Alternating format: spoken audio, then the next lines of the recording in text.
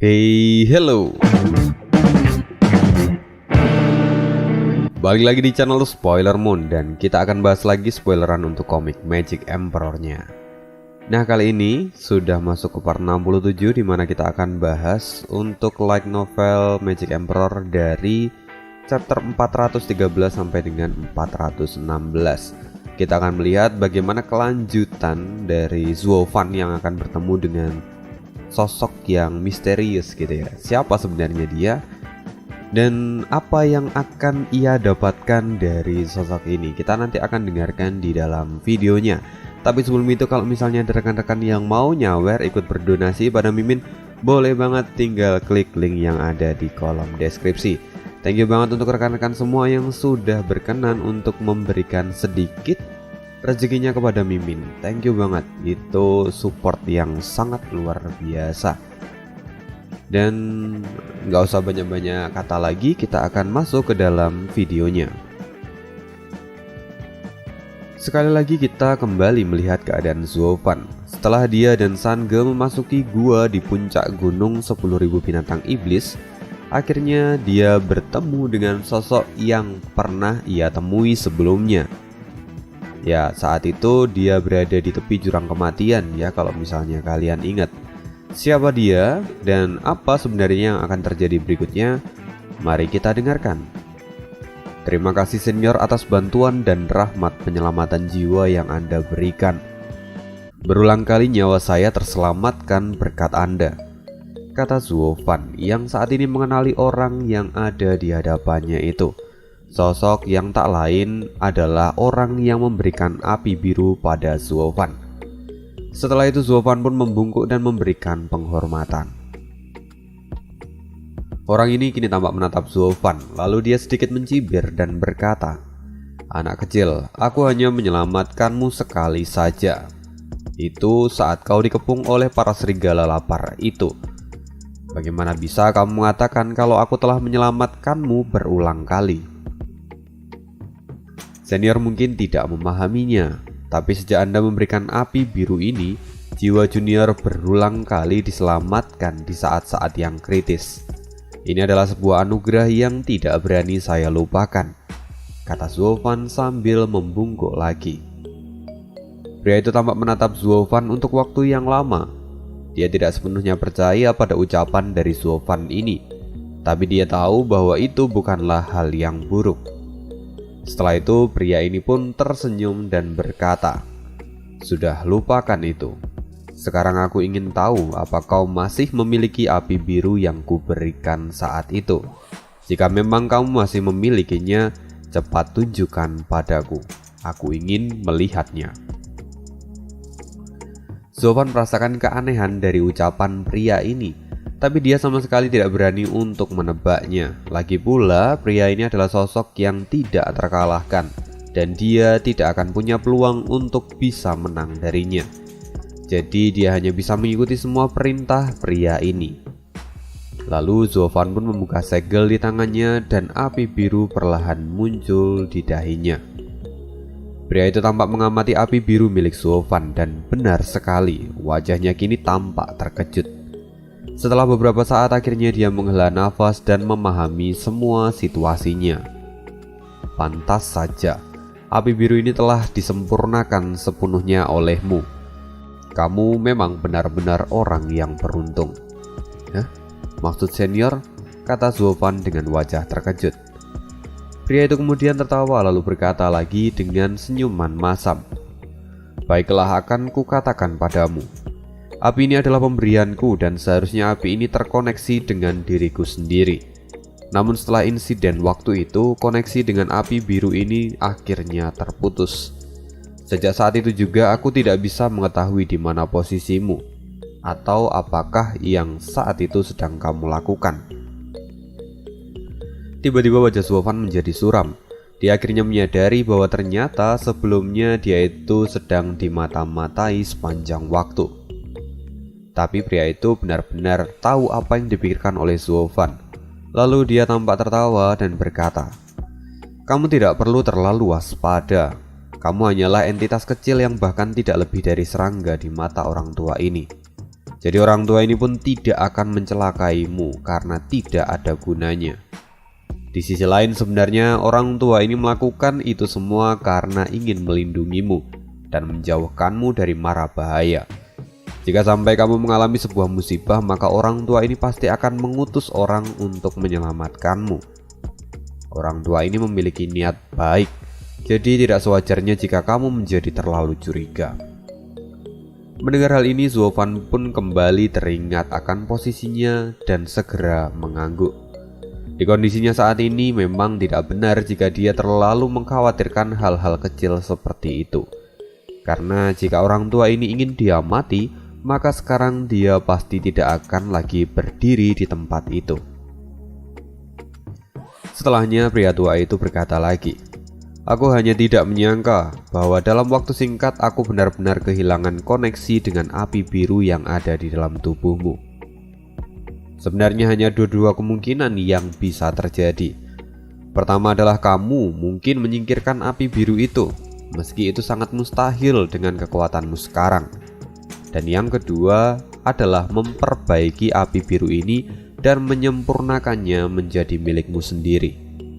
Opsi kedua ini seharusnya bahkan lebih mustahil daripada opsi pertama.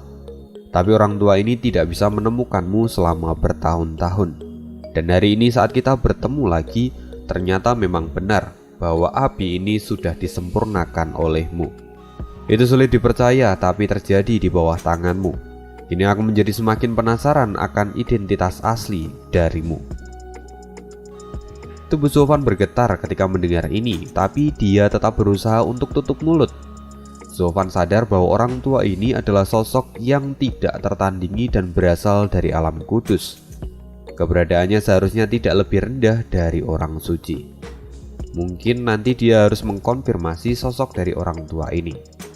Tapi satu hal yang dia tahu saat ini, bahwa orang tua ini telah mengamatinya sejak lama. Dan dia pasti tahu kalau Zofan adalah kultivator jalan iblis dan juga pemilik dari Baby Blood. Tapi orang tua ini tidak menunjukkan permusuhan sama sekali. Itu artinya orang tua ini tidak memiliki hubungan dengan leluhur iblis tangan darah, si tangan beracun. Memikirkan semua ini, Zofan buru-buru mengepalkan tangannya dan berkata dengan penuh hormat, "Senior dapat melihatnya dengan jelas. Sebenarnya saya berasal dari alam kudus dan merupakan keturunan dari leluhur iblis darah." "Omong kosong," kata pria tua itu. Lalu dia memarahi Zofan. Bahkan jika leluhur iblis darah adalah seorang yang bijak di masa lalu, dia tidak lebih dari orang suci. Dengan kemampuannya, dia telah mempelajari Baby Blood sepanjang hidupnya, tapi tidak bisa membuat sebuah pencapaian. Dia sangat berbeda denganmu. 9 tahun lalu, bahkan orang tua ini telah mengamati teknik formasi yang kamu gunakan. Kamu terampil dan formasimu sungguh indah. Itu bukanlah kemampuan dari orang suci. Katakan yang sebenarnya. Siapa tuanmu di antara ke-10 kaisar kuno?" Tubuh Zofan semakin gemetar ketika mendengar pernyataan ini. Dia tidak pernah menyangka bahwa penglihatan dari orang tua ini sungguh tajam. Bahkan dia bisa mengenali formasi yang ia gunakan 9 tahun yang lalu. Seseorang yang bahkan bisa mengenali ke-10 kaisar dan leluhur iblis darah kuno jelas bukanlah orang biasa. Apakah orang ini adalah salah satu penguasa dari 10.000 binatang iblis? Zofan menjadi semakin ketakutan ketika memikirkan semua ini. Di depan sosok yang memiliki kekuatan absolut, dia sudah seperti semut dan tidak memiliki hak untuk tawar-menawar lagi. Setelah beberapa saat, Zofan pun masih belum bisa menjawabnya. Orang tua itu kemudian mencibir Zofan dengan jijik. "Nak, kenapa kamu begitu ketakutan? Apa orang tua ini terlihat akan membunuhmu? Katakan saja, lagi pula aku bisa menebak siapa tuanmu. Mari kita coba. Rangkaian teknik alkimiamu juga sangatlah indah dan langka di dunia.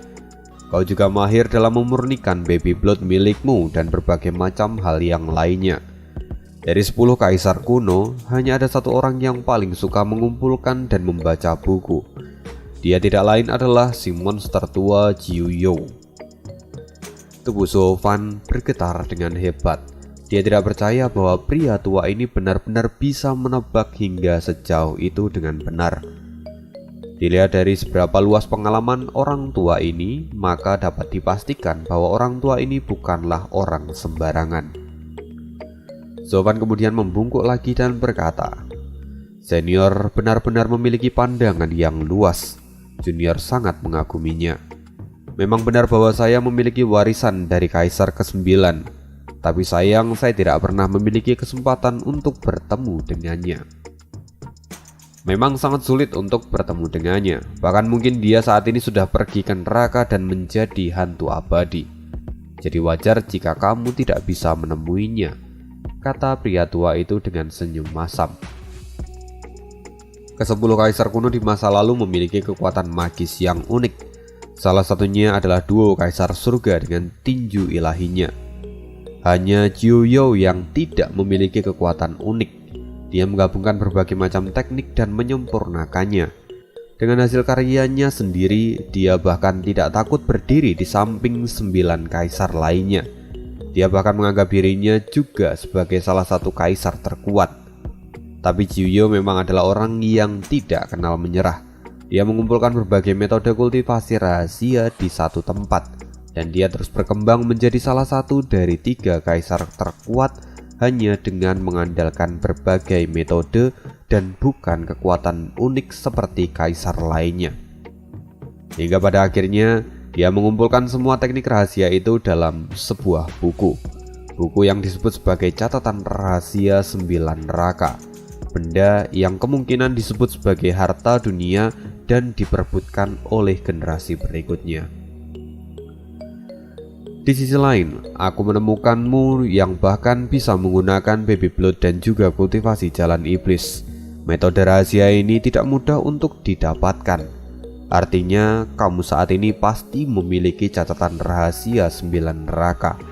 Ini adalah keuntungan besar untukmu, dan jika kamu terus mengembangkannya, kamu pasti bisa mencapai puncak yang baru. Zovan kemudian segera mengangguk dan menyeka keringat dingin yang ada di dahinya. Dia bahkan tidak menyangka kalau ternyata orang tua ini tahu tentang catatan rahasia 9 neraka. Tapi orang tua ini masih tampak tenang dan tidak mencoba untuk memaksa Zovan ataupun mengambil catatan itu secara paksa. Padahal di kehidupan sebelumnya alasan dia sampai diracuni oleh muridnya sendiri itu karena catatan ini. Zovan kini bersyukur karena bertemu dengan orang tua ini. Dia mulai berpikir bahwa mungkin orang tua ini memiliki tingkatan yang tidak jauh berbeda dengan kaisar kuno, sehingga dia tidak lagi tertarik untuk memiliki catatan rahasia 9 neraka.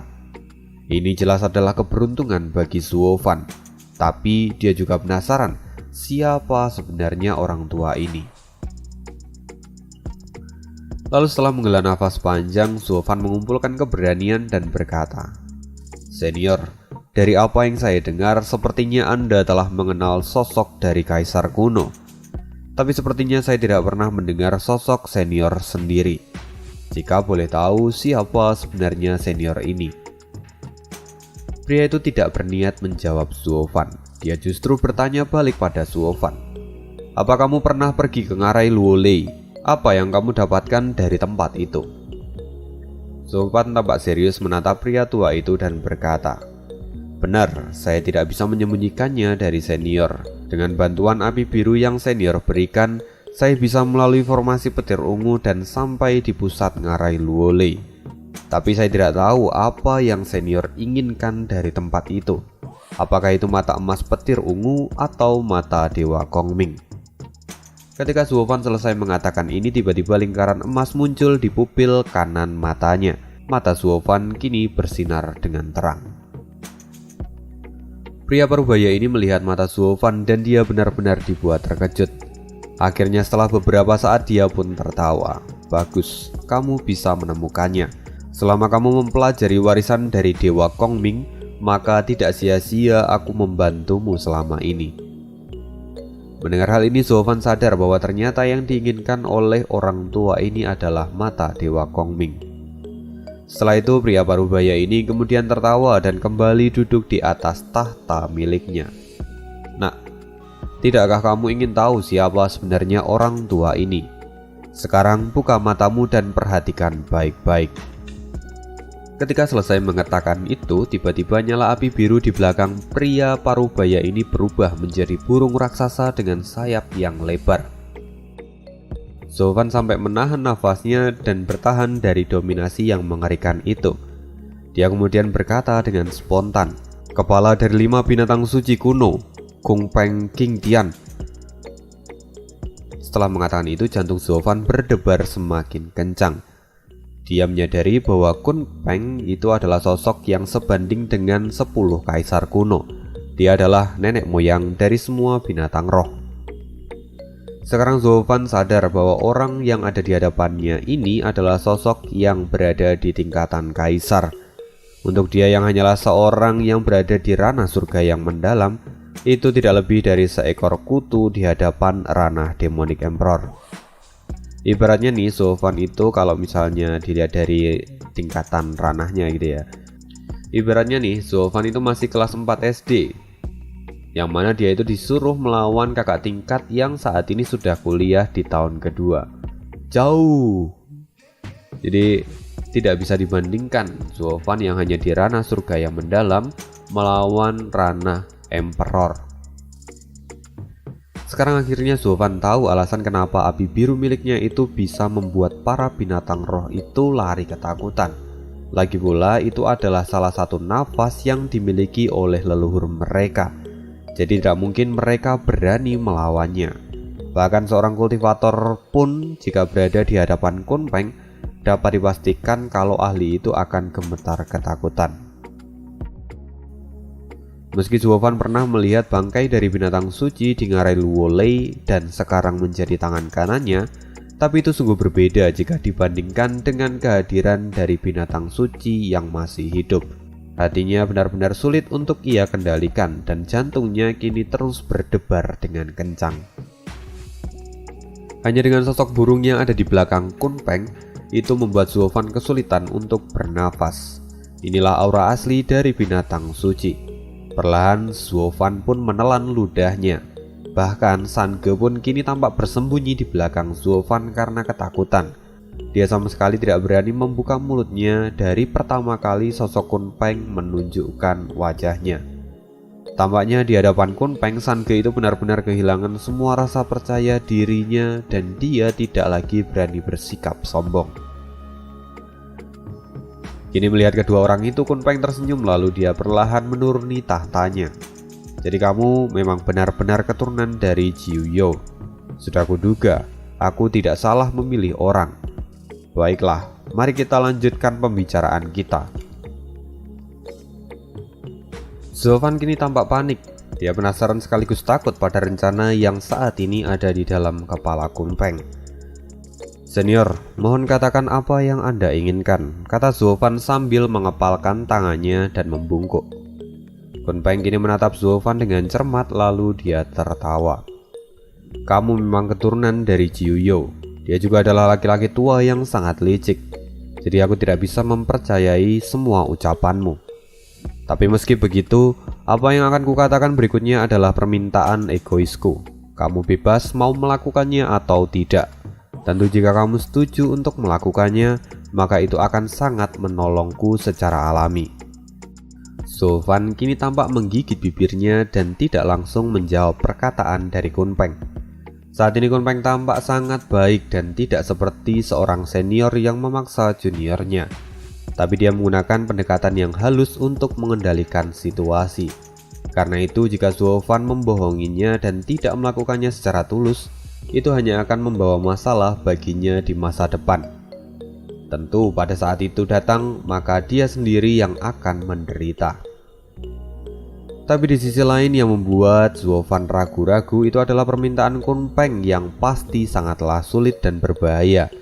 Jika dia menyetujuinya dengan mudah, maka itu juga akan menjadi bumerang baginya di masa depan.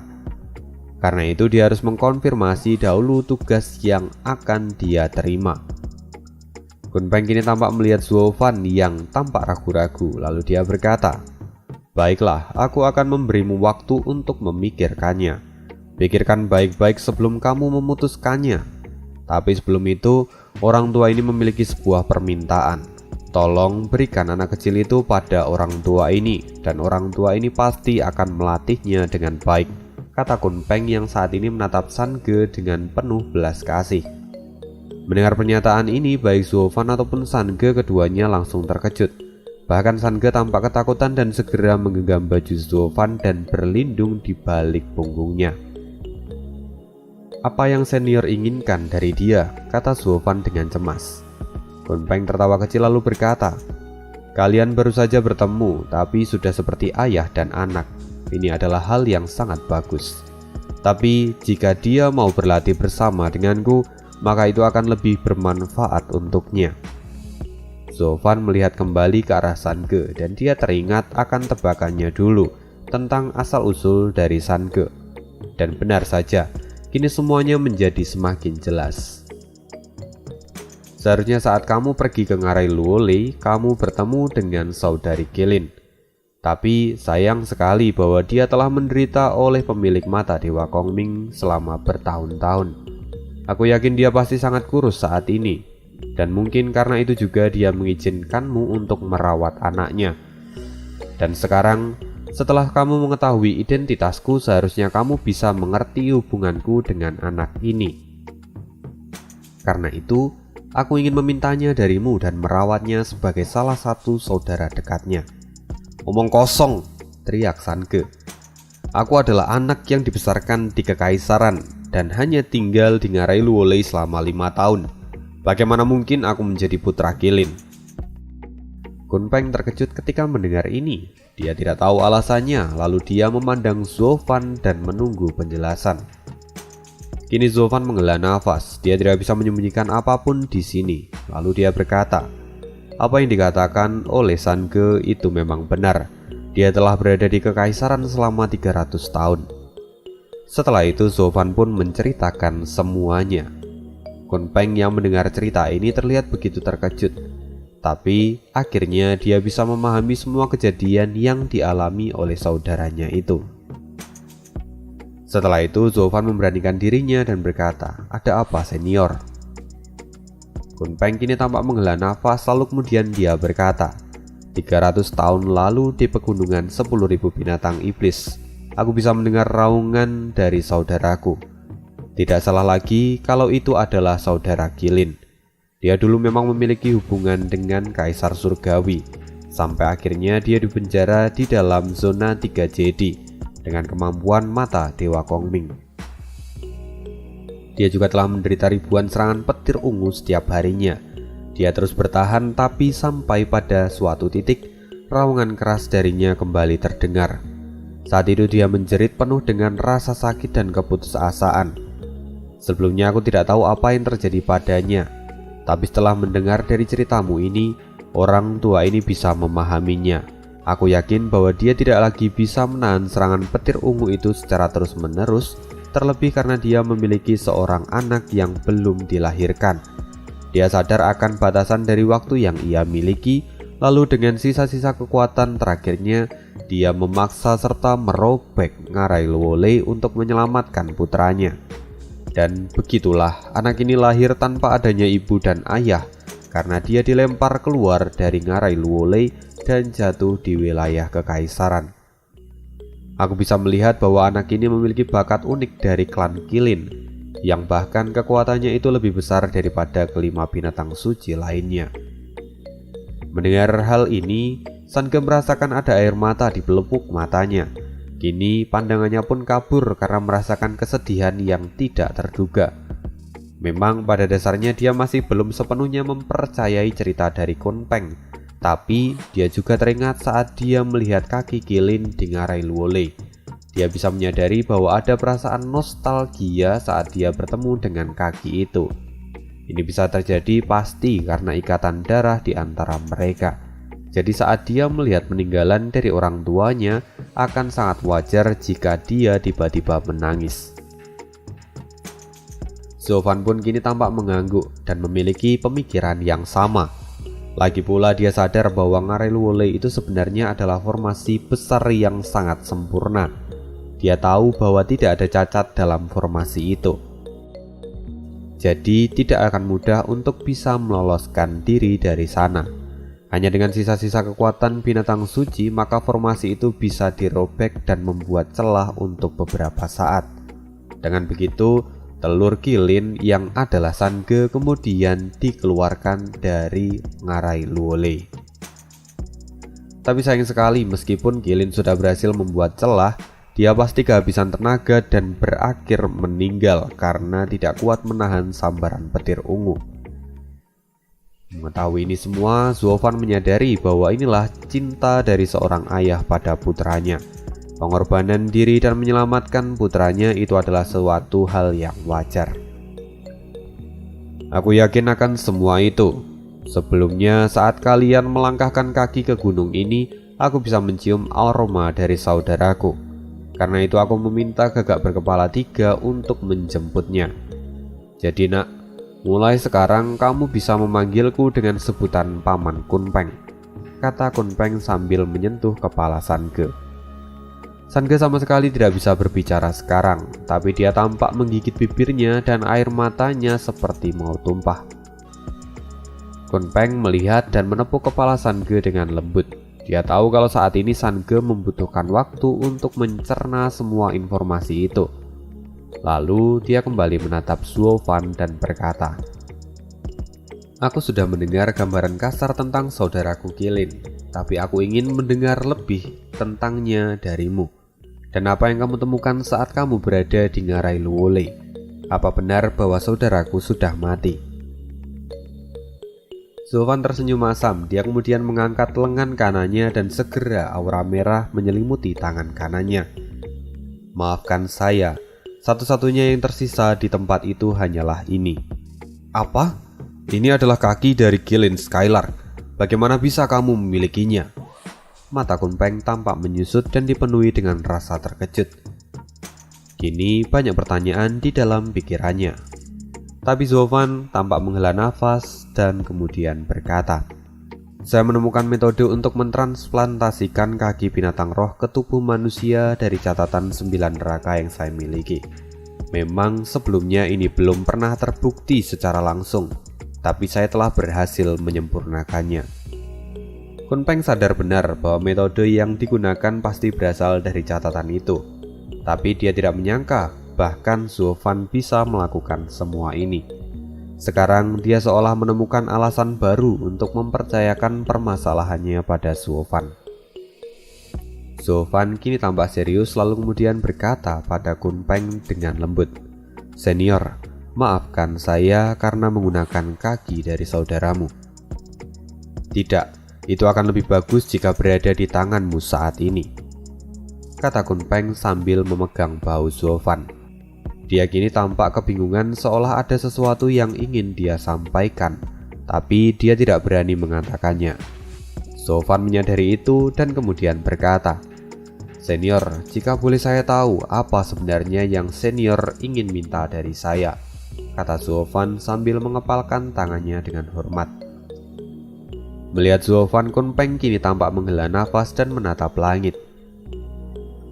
"Sebagai ketua dari 5 binatang suci, aku sungguh malu mengakui ini.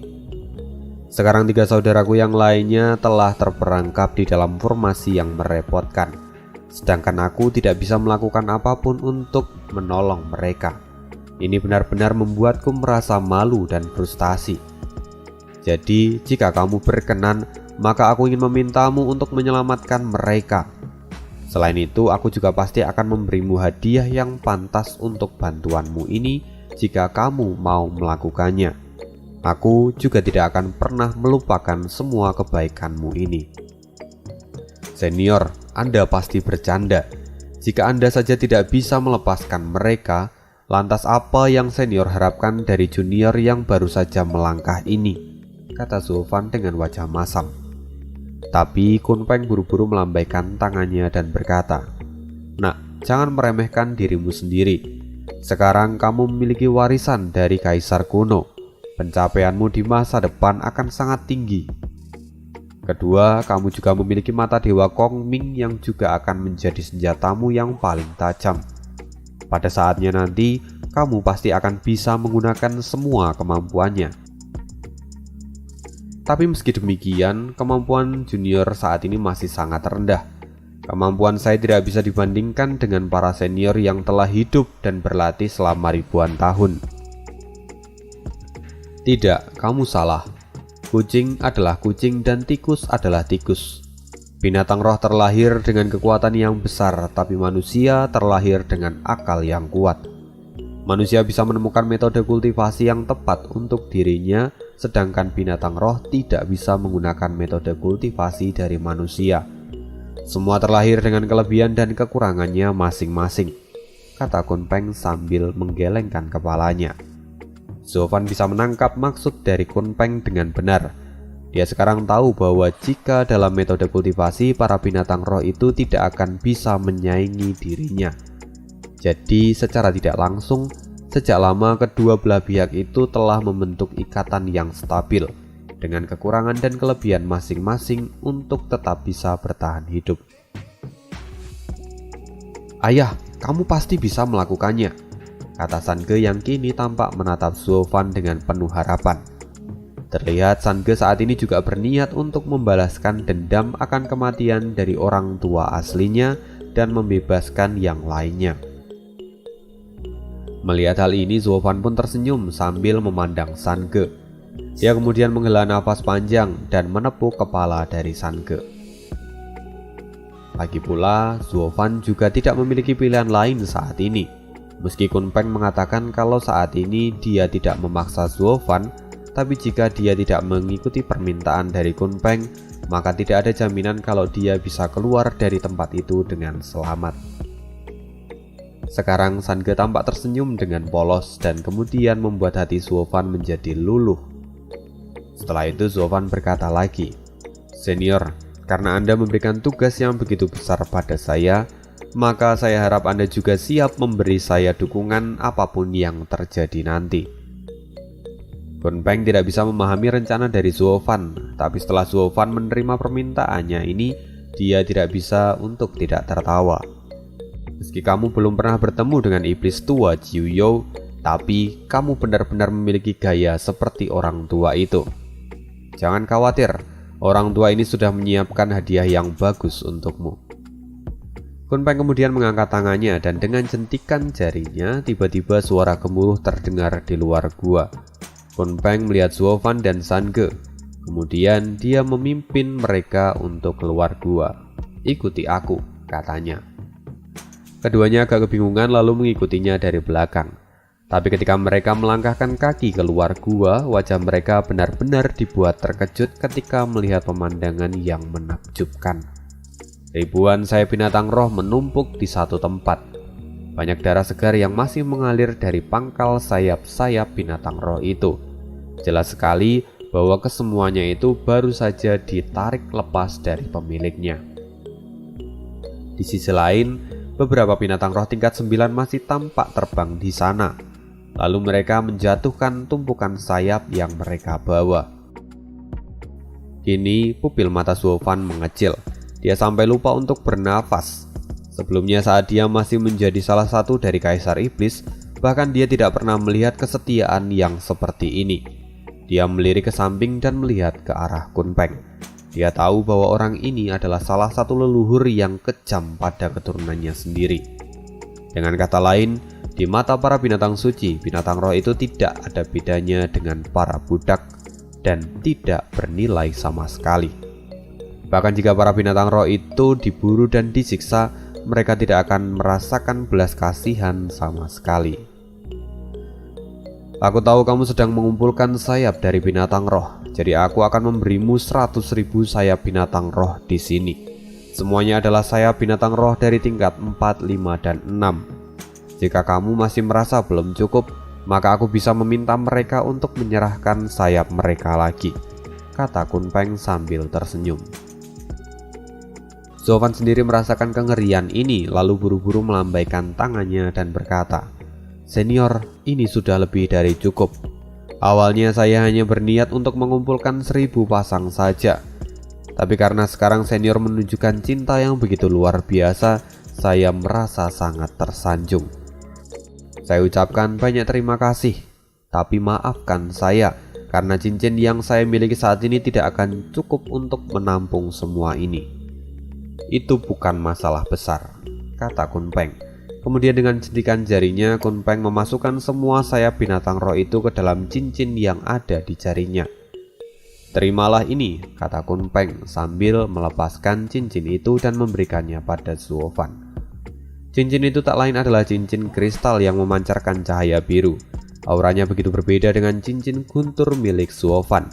Terutama aura yang terpancar itu seperti memberikan efek penyembuhan pada orang yang mengenakan ataupun yang ada di dekatnya. Ini adalah cincin yang tidak banyak orang miliki. Namanya adalah cincin suci. Zuofan bisa mengenali cincin ini karena dulu dia begitu mengidam-idamkannya. Sangat sulit untuk mendapatkan cincin ini. Bahkan ketika dia masih menjadi kaisar iblis, dia tidak memiliki kesempatan untuk mendapatkan cincin ini. Karena pada dasarnya cincin ini adalah simbol dari sebuah status yang dimiliki oleh seseorang. Kunpeng ini melihat Zuofan yang ragu-ragu lalu dia tertawa. Ambillah, tidak perlu ragu. Di dunia bawah tidak ada yang mengetahui tentang cincin ini, jadi kamu akan aman. Walaupun pada akhirnya kamu juga akan kembali ke tempat kudus cepat atau lambat, tapi itu masih sangat lama, jadi kamu tidak perlu memikirkannya sekarang. Lagi pula kamu bisa menyatukan cincin ini dengan milikmu saat ini. Cincin yang ada di tangan Kunpeng kemudian melayang, dan cincin yang ada di tangan Zuofan pun sama. Lalu tiba-tiba kedua cincin ini beresonansi dan segera keduanya menyatu dan mengambil wujud cincin guntur milik Zuofan. Dari luar, orang hanya bisa melihat bahwa itu tidak lebih dari cincin guntur milik Zuofan, sama seperti sebelumnya.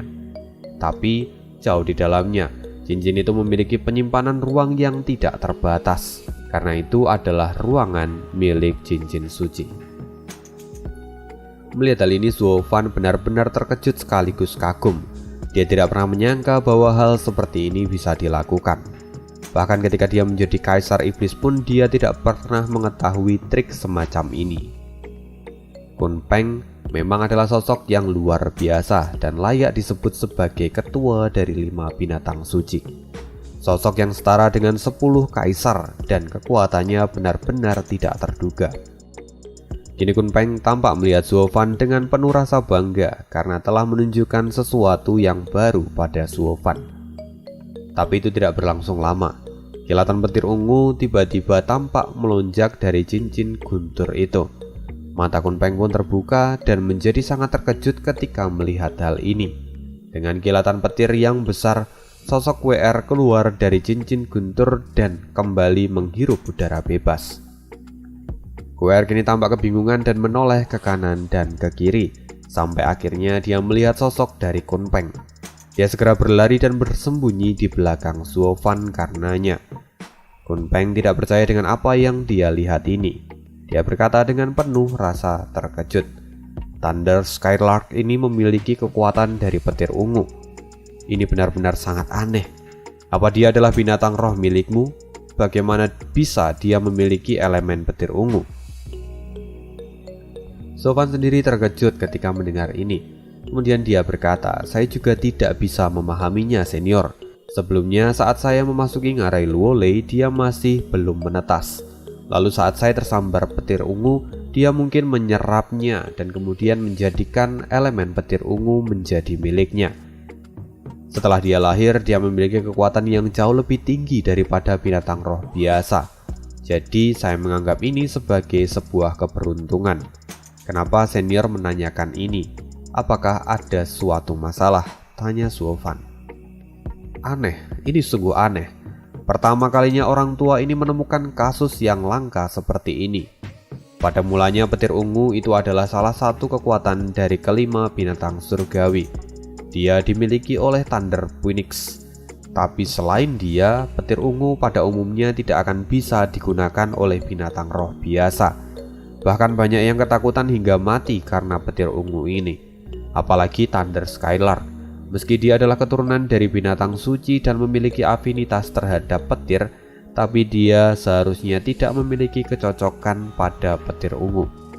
Sedangkan Thunder Skylark ini sangat berbeda dan dia memiliki petir ungu bersama dengannya. Mungkin dia adalah sosok yang mendapatkan warisan dari Thunder Phoenix secara tidak sengaja, kata Kunpeng yang tampak menggelengkan kepalanya seolah-olah tidak percaya dengan semua yang ia lihat ini. Zovan sendiri sedang memikirkan alasannya, dan satu-satunya yang terpikirkan adalah karena formasi yang ia gunakan saat menetaskan QR. Ia menggunakan formasi Kaisar Iblis ke-9, di mana formasi itu dengan cepat menyerap semua esensi energi dari langit dan bumi. Mungkin ini adalah alasan yang paling masuk akal kenapa QR pada akhirnya bisa menyerap petir ungu yang sebenarnya tidak cocok dengannya. Ibaratnya jika petir ungu itu adalah virus cacar, maka formasi yang Zovan gunakan itu seperti seperangkat alat medis yang bisa menjinakkan si virus cacar ini.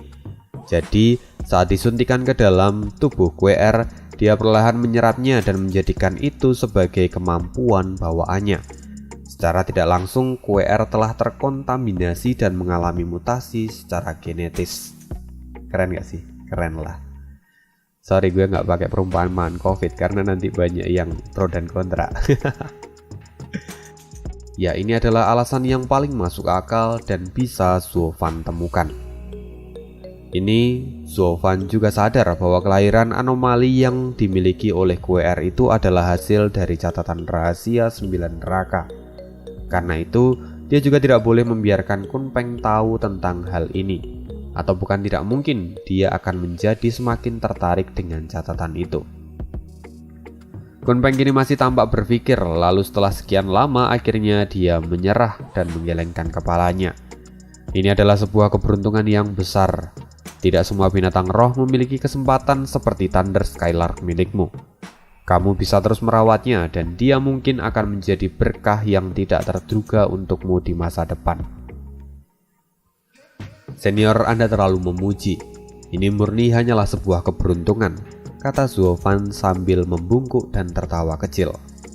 Kini Kunpeng tampak tersenyum lalu dia berkata dengan ringan, sekarang orang tua ini akan memberikan satu hadiah lagi untukmu. Kunpeng kemudian mengangkat tangannya dan QR tiba-tiba melayang ke arah Kunpeng. QR tampak ketakutan dan menjerit, tapi Zovan tidak bisa melakukan apapun. Sange yang merasa khawatir, dia bersiap untuk melompat dan menyelamatkan adiknya itu. Tapi Zovan segera menghentikannya dan hanya bisa menggelengkan kepala. Zovan tahu bahwa Kunpeng adalah pemimpin dari binatang suci. Dia tidak akan mau mengotori tangannya hanya untuk melukai binatang roh tingkat 4. Jadi Kunpeng pasti memiliki tujuan yang lain. Dan benar saja, Kunpeng menatap QR untuk beberapa saat. Lalu terlihat jelas kegembiraan di wajahnya. Dia kemudian mengangkat jarinya dan meletakkannya di dahi QR. Perlahan api biru mulai masuk ke dalam tubuh QR. Tentu ini membuat QR terkejut untuk sesaat dan dia mengepakkan sayapnya dengan panik. Tapi setelah beberapa saat dia merasakan perbedaan dan wawasannya pun akhirnya terbuka. Perlahan QR menjadi tenang dan mulutnya pun terbuka. Terima kasih atas berkah dari Holy Lord, kata QR. Ayah, QR berbicara, teriak Sange yang langsung menatap Zovan. Sedangkan Zovan sendiri tampak tidak percaya dengan apa yang dia lihat ini. Perlahan senyuman mulai muncul di wajahnya. Tapi dia kemudian menyadari sesuatu. Tunggu, kenapa suaranya seperti perempuan? Memang benar bahwa saat QR bicara suaranya itu merdu seperti perempuan dibandingkan dengan suara laki-laki. Meski dia masih kanak-kanak pun, tapi perbedaan vokal antara laki-laki dan perempuan itu bisa ia bedakan dengan baik. Zovan yakin dengan benar bahwa QR itu memiliki suara perempuan. Ayah, kakak, sejak kapan kalian mengira aku ini laki-laki? Kata QR yang kemudian terbang ke dekat Zovan. QR menatap tajam kedua orang itu. Merasakan tatapan ini, baik Zovan maupun Sange hanya bisa menggaruk kepalanya dengan malu. Melihat ekspresi dari mereka, QR menjadi kesal dan mengepakkan sayapnya dengan marah. Aku ini perempuan, dasar kakak bodoh dan ayah bodoh. Melihat hal ini, Kun Peng pun tertawa, lalu dia berkata, "Nak, kamu tidak boleh marah seperti itu. Lagi pula kamu adalah binatang roh, jadi sangat wajar kalau mereka berdua tidak mengetahui jenis kelaminmu." Itu jelas hanyalah omong kosong, karena pada dasarnya binatang roh pun terlihat dari jenis kelaminnya. Hanya saja Zuo Fan dan San Ge itu dua-duanya adalah orang yang terlalu cuek. Jadi kali ini mereka berdua benar-benar diselamatkan oleh Kun Peng. Setelah itu Zuo Fan pun kemudian tersenyum dan membungkuk pada Kun Peng. "Ini adalah kelalaian saya sampai membuat senior tertawa. Ngomong-ngomong, apa tidak masalah kalau senior memberinya kesadaran spiritual?" kata Kun Peng memotong ucapan dari Zuo Fan. Kun Peng kemudian tertawa lalu cahaya melintas di matanya. "Nak, ada satu hal lagi yang ingin kukatakan padamu. Kamu pernah tinggal di alam surga, tapi kamu tidak bisa memahami harta karun yang saat ini kamu pegang. Awalnya, untuk menguasai api biru itu aku harus melewati kekosongan dan mencapai kesadaran spiritual. Aku bisa menjangkaunya setelah mencapai terobosan yang tidak sederhana. Sedangkan kamu bahkan bisa menyempurnakan api ini dengan cepat. Padahal normalnya, orang lain akan membutuhkan waktu selama 10 tahun lebih dan mencapai ranah virtual sebelum bisa menyempurnakan api ini. Tapi kamu tidak sampai 10 tahun sudah bisa menyempurnakannya. Sayangnya yang membuat aku kecewa adalah kamu tidak bisa memanfaatkan api itu secara maksimal. Malahan kamu terjebak di ranah surga yang mendalam. Itu mengejutkan sekaligus mengecewakan di waktu yang bersamaan." Memang benar, pada dasarnya Zuo Fan itu jarang sekali menggunakan kemampuan dari api biru miliknya. Api itu hanya ia gunakan atau hanya aktif saat Zuo Fan itu sedang dalam bahaya. Tapi untuk kultivasi, Zuo Fan benar-benar tidak menggunakannya dengan baik. Zuo Fan sendiri tampak terkejut dan juga menyesal. Kenapa dia tidak menyadari semua ini lebih awal? Kini dia merasa kalau kultivasinya selama bertahun-tahun itu benar-benar sia-sia. Padahal dia bisa saja menggunakan api biru itu dengan bebas dan menggunakannya untuk meningkatkan kultivasi dengan cepat. Sungguh sayang sekali. Kun Peng sendiri menggelengkan kepalanya dan kemudian tertawa. "Awalnya aku memberimu api biru itu hanya untuk melindungi jiwamu dan membawamu menjelajahi Ngarai Luolei. Tapi kamu benar-benar melampaui ekspektasiku dan berhasil mengambil alih api itu untuk dirimu sendiri. Kamu seharusnya bisa menikmati berkah setelah kamu menyempurnakannya, tapi ternyata kamu begitu polos dan tidak menyadarinya." Mendengar semua ini, pipi Zuo Fan menjadi merah dan merasa malu. Di sisi lain, dia juga merasakan kepahitan karena kebodohan dan ketidakpekaannya ini. Setelah itu, Kun Peng kembali berkata, "Baiklah, lupakan itu untuk sekarang. Itu hanyalah beberapa tahun saja. Kamu masih memiliki waktu yang sangat panjang untuk berlatih lagi. Tidak perlu kamu terlalu menyesalinya," kata Kun Peng sambil melihat Zuo Fan dan menahan tawanya. Setelah itu, Kun Peng kemudian mengembalikan cincin milik Zuo Fan dan Zuo Fan mengenakannya di jarinya lagi. Saat Zuo Fan melihat yang ada di dalam cincin itu, dia terkejut dan tidak percaya. "Ini 100 miliar batu roh kudus." Kun Peng pun tertawa. "Benar, ketika aku menjanjikan hadiah untukmu, apa kamu pikir itu hanya 100.000 pasang sayap binatang roh? Aku tidak sejahat itu. Terlebih permintaanku itu lebih sulit untuk diselesaikan. Ini adalah bayaran yang layak untukmu. Sekarang karena aku sudah memberimu banyak hadiah, maka kamu harus meningkatkan kekuatanmu dan menempati janjimu." Kini Zuo Fan bisa merasakan ada banyak sekali harta di dalam cincin itu. Bahkan beberapa harta spiritual surga pun ada di sana. Semuanya itu sangatlah berharga dan membuatnya benar-benar kaya raya dalam waktu yang singkat. Bahkan jika dia berada di alam kudus pun, dia adalah salah satu miliarder dengan semua kekayaan ini. Kun Peng memang benar-benar layak menyandang gelar sebagai ketua dari 5 binatang suci. Kini Zuo Fan terlihat sangat bersemangat hingga hampir menangis melihat semua barang-barang ini. Sedangkan Kun Peng kini tampak mengangguk puas setelah melihat ekspresi dari Zuo Fan. Setelah itu Zuo Fan pun mengepalkan tangannya dan berkata, Senior tidak perlu khawatir. Saya pasti akan memenuhi harapan dari senior. Dan saya pasti akan pergi menuju kedua tempat misterius lainnya dan menyelamatkan saudara-saudara senior. Bagus sekali, kata Kun Peng sambil tertawa. Akhirnya dia berhasil mendapatkan bantuan. Kalau begitu, bagaimana dengan permintaanku yang terakhir? Biarkan aku membimbing anak ini. Dia saat ini masih sangat lemah karena selama 300 tahun terakhir, dia sama sekali tidak memiliki seorang pembimbing. Jika terus begini, maka akan sayang sekali membuang kemampuan dan darah kilin yang ada di dalam tubuhnya, kata Kun Peng sambil memandang ke arah San Ge. Zhou Fan paham dengan maksud dari Kun Peng. Lalu dia menepuk kepala San Ge sebagai tanda persetujuannya. San Ge sendiri sudah tidak takut lagi pada Kun Peng. Lagi pula dia adalah saudara dari orang tuanya. Ini adalah jalan yang terbaik untuk San Ge saat ini. Setelah mendapatkan persetujuan dari Zhou Fan, binatang roh tingkat 9 yang sebelumnya mengantar Zhou Fan muncul di belakang Kun Peng.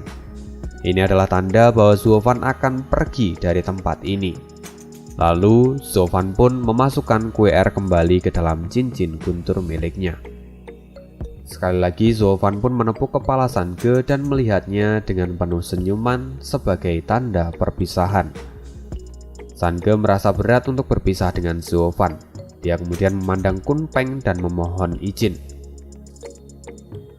Paman, izinkan aku untuk mengantar ayahku pergi. Kun Peng tampak merenung sejenak lalu kemudian dia mengangguk. Dia tahu bahwa ini akan berat untuk berpisah dengan seseorang yang telah merawatnya. Jadi dia pun tidak bisa menghalanginya. San Ge sangat gembira setelah mendapatkan restu dan izin dari Kun Peng. Segera dia melompat ke atas punggung dari burung berkepala 3 itu bersama dengan Zhou Fan. Lalu mereka pun berangkat meninggalkan puncak gunung 10.000 binatang iblis. Kun Peng kini melihat sosok burung itu dari kejauhan. Perlahan mereka pun menghilang. Tampak senyuman mulai muncul di wajah Kun Peng. Tidak kusangka, bahkan warisan dari Thunder Phoenix pun akan jatuh ke tangan anak ini secara tidak sengaja. Meski dia masih sangat muda, tapi dia memiliki kemampuan yang luar biasa. Mungkin sebentar lagi 5 binatang suci akan segera berkumpul, dan jika itu terjadi, maka semuanya akan kembali, kata Kun Peng dengan kilatan misterius di matanya. Lalu dia pun berbalik dan masuk ke dalam gua.